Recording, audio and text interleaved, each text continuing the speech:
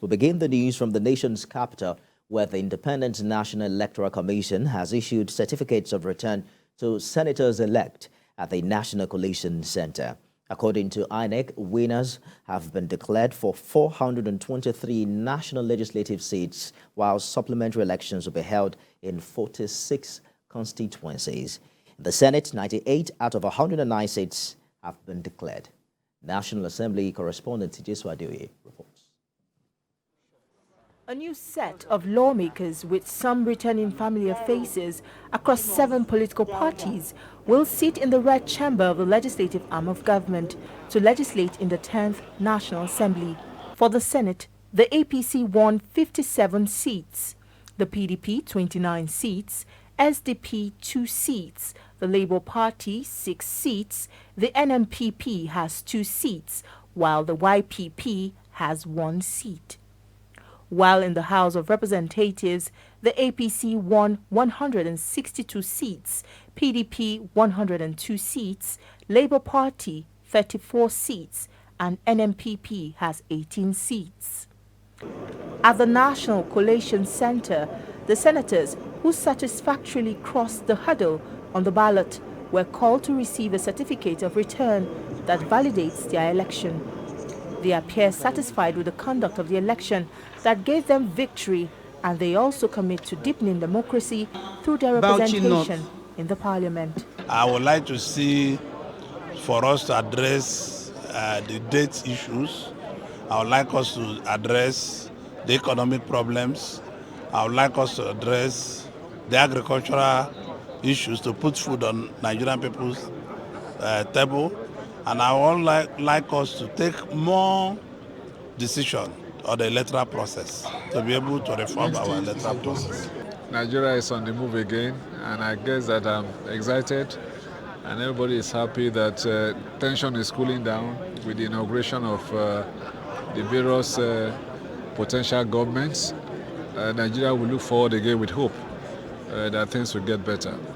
This time around, there's a further decline in the representation of women in the 10th Senate. Only 3 women got elected in the Senate. This is a lot lower than the 9th Senate, which had only 7 women. But the lawmakers insist this is not a loss for the women folk, as their interests will be protected at all times and the female gender bills will get priority attention. But I think the incoming president will take cognizance of that aspect and address that in terms of appointments. So it's not only when they are elected that into the National Assembly that you get representation. You can also be represented in the executive. And of course, all the governors in the country, the incoming governors should also take note of that and try to address those things when they are forming their state executive council, so that women are the bulk of the society. And when you empower a woman, you have empowered a family and you have empowered a generation. So the whole intention was to give power back to the people, and the people have exercised their power in most cases. And I want to thank again the people. And in this 10th Assembly, what you're going to see is a deepening of this process and a perfection of whatever that is imperfect.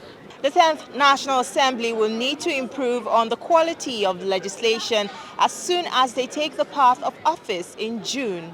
Their constituents will also hold them accountable if they fail in providing effective representation. Jesu Adeoye, TVC News, Abuja.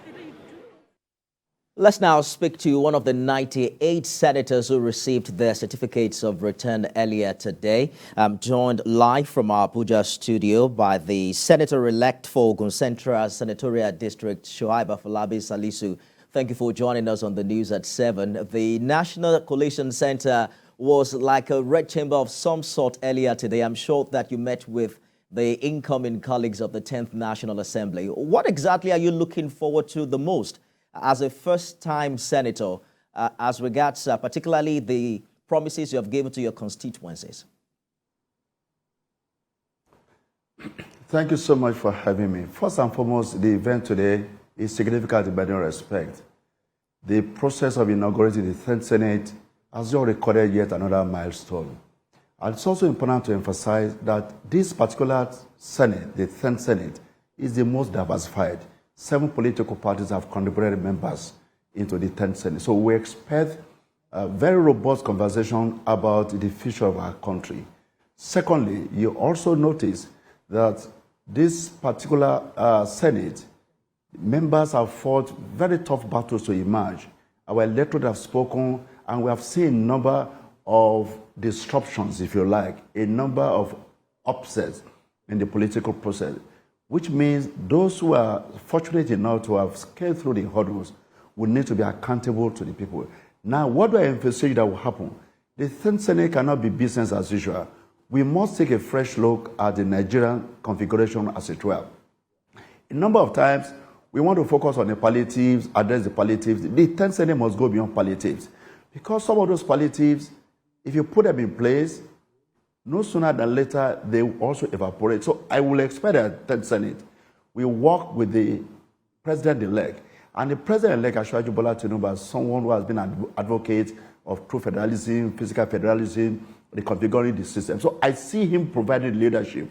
And I see the 10th Senate as well as House of Representatives, working with him to address the fundamental issues confronting the nation. When we address those fundamental issues, and we allow the subnationals some breathing space to blossom, a number of our issues will become a lot easier to address. But what we do have now is a federal system that is choking to the subnationals. And until we address those issues, we will not be optimally configured.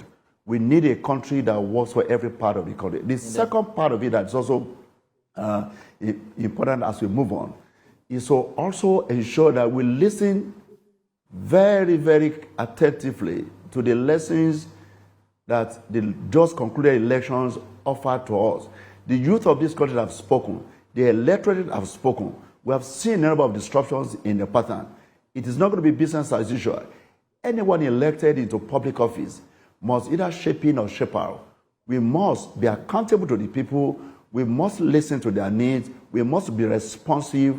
And we must confront the challenges facing our country with the patriotic zeal and fervor that is required at this point in time.